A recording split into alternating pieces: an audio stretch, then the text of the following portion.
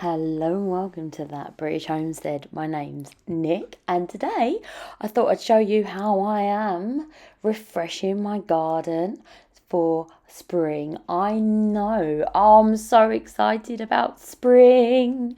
Spring has almost sprung, although the weather keeps springing. Now it is very chilly again and it feels like winter. I'm very excited. We are so close to sowing. I can feel it, but I don't sow until February, so I won't be doing that until the half term there. Sorry guys, but that's what I decided to do. Although I will be doing my cold crops, that doesn't count as my spring sowing. I'm more talking about the wonderful crops, the warm weather crops. They're my faves. Who doesn't like peppers and tomatoes, guys? I love them. I love them. So here what I'm basically doing is I'm just refreshing these beds. Basically, I've got two of these bad boys, and what I'm going to be doing is refreshing them so that they are available and ready to rear and to go when the nice weather hits. So if you're anything like me, you're counting down the days until spring has sprung, which is the 20th of March. That's the day before my birthday, just FYI. And most importantly, that is only a couple of weeks before our last frost. Alright, I don't know about you guys, but my last frost is in the last week of April. Woo! That means that I plant out my tenders in May 1st. Well, I do every year. I have like these, I don't know if you guys have this, right? Where every year you do it. I don't know if you have this, but like every year I go ahead and I do like the same thing, right? So I always sow my frost tender things are in February half term. I'll always plant my potatoes on St. Patrick's Day. And there's like several things, like the longest day, I will always plant my garlics. And I think Boxing Day, you do onions, loads of things like that. It's just craziness. I don't know if there's any rhyme or reason to it, but I've just always done it. So I wondered if you guys had any sort of traditions that you like to do, because I think they're absolutely fab. So this is what I'm going to be doing, and every time I do a bed, right, I started off and I was like, oh, this is quite nice, and then I hated it again, and then I was like, I love this, and now I'm kind of like, oh, what am I going to do when the beds are done? You know, I feel a little bit, oh, I quite like it, because, okay, whilst I'm doing it, especially when it's raining and cold, I'm not going to sit here and say to you, yeah, I love it. But looking back now, it's just filling me with such accomplishment and joy and setting out the beds that I need. This is going to be my squash bed. And I love squash. I love squash a lot. So I'm really super excited about having the opportunity to have all of these squashes that we need to overwinter, so that basically I don't just turn into a cabbage, because in the winter that's a very strong possibility. I might actually turn into a cabbage because we eat enough of them. So it just kind of like varies out our diet. I really like the potato squashes. I've really enjoyed those this year, and I really want them to have a good start next year. So that's what I'm doing here. I'm just making sure that my squash is guaranteed for next year. So it's very exciting, I do know. And I've only got, I think it was like 3 beds left. I can't remember. I think it's 3. So I've got half a bed over this side to do, and I've got 1 or 2 left over there. I've actually gone ahead and completely done my Jerusalem artichoke bed. I've heavily mulched that. Now you might be thinking, but the Jerusalem artichokes will have a problem coming up. No, if you know anything about Jerusalem artichokes, you could shoot them into the sun and they'd grow just fine. It is something that I'm not really concerned about, because Jerusalem artichokes are so good at growing that they're going to grow absolutely anywhere. It's not an issue. So there's certain things I do want to keep doing, and these beds are priority number 1. But I'm thinking, after that, what am I going to do? Well, I have this idea, guys, and I think it's a good idea, but I'm very excited about it nonetheless. And my idea is to grow mushrooms down the paths. I know, very exciting. So I know, exciting stuff, be growing mushrooms in my garden paths. So I'm going to make sure that I heavily mulch them, because the variety of mushrooms that I'm going to be growing are called wine caps, which are a type of variety that grow well in wood chips, hence why I'm wood chipping. So I'm going to go ahead and do that this year. And I also have another type of mushroom that grows really well in manure. That's right. So I'm going to be putting them in my garlic beds and stuff like that, because they will not interfere with the garlic. In fact, they will spread mycelium, and mycelium is my friend. Right, so it's important that we have that in the garden helping us out. So I'm very excited about this. I've never really grown mushrooms in this way before, so it is very exciting for me. Do you guys grow mushrooms in your garden? Every year I like to try something a little bit new, and I'm really excited about growing this. So if it works, it works. It doesn't, it doesn't. I don't see why it wouldn't though.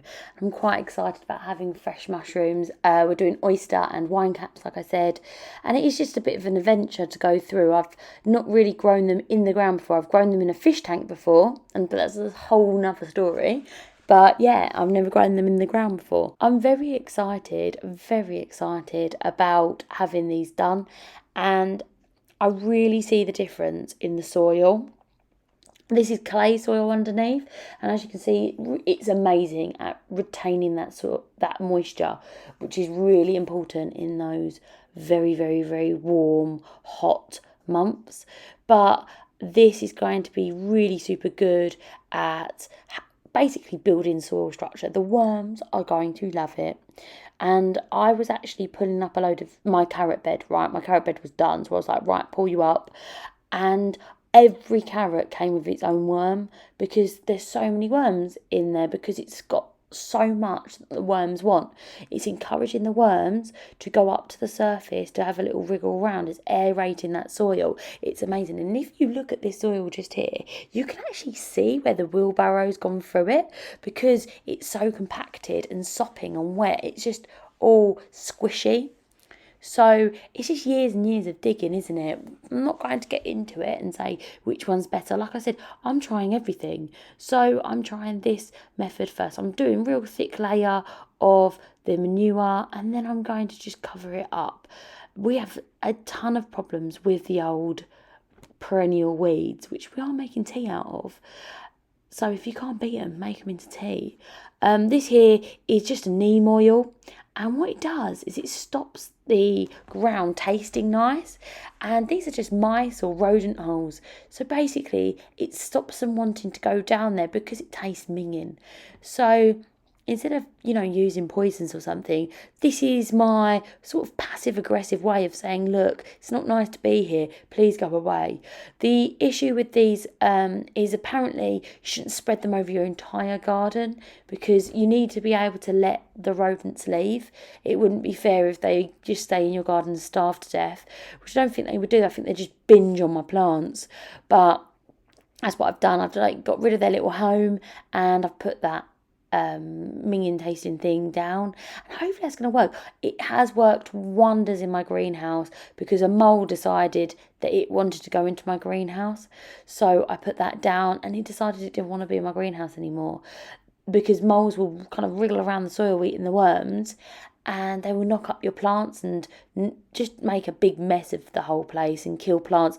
That's what killed my apple tree, was a mole. So I have to say, although adorable, they are not my friends. However, did I ever tell you the story about how I trapped a mole in my chicken coop? It came to the surface, and I started shouting. I was like, ah! And it looked at me, and I looked at it, and I was like, oh, I don't know what to do with you.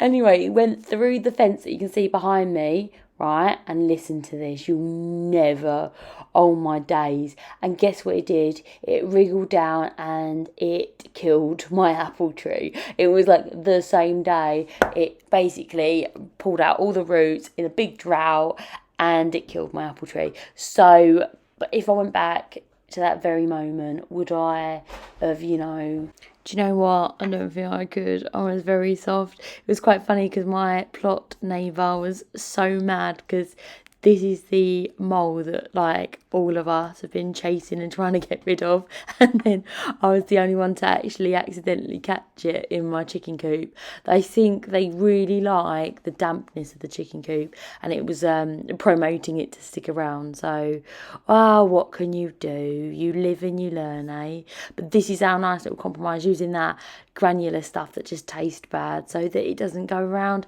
and eat all my veg. I don't mind if it goes up and down the path. It can have at it. Even if it goes up and down the chicken coop, it can have at it, can't it? It's not hurting nobody, and that's the most important bit. So another 2 beds done and ready for spring, and I'm really excited about having this as somewhere that I'm able to grow lots and lots of squash and have that as a wonderful experience over the spring. So this is the big pile of poop or manure that we use. It's kind of like used the middle bit.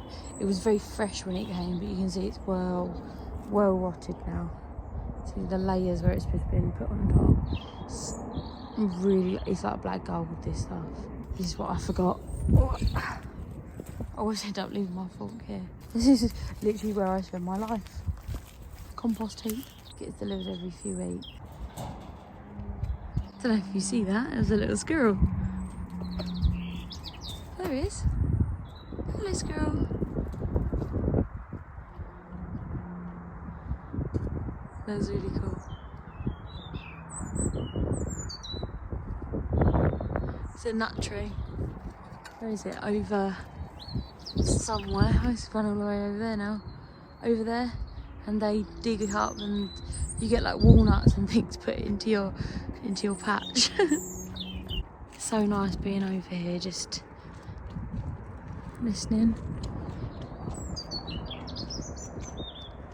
You can hear all the birds. It's a robin showing off. I love the robins over here. You can get them to eat out your hands. So this is where I get all the chip from. It's huge as well. Just get local people to drop it off. You get these logs as well. Quite tempted to do mushroom logs on them. What do you think? Looking great. Yeah. So I'm not spoilt for choice, am I? It's the whole leaf as well. Whole tree, sorry. I like whole tree because the worms love it.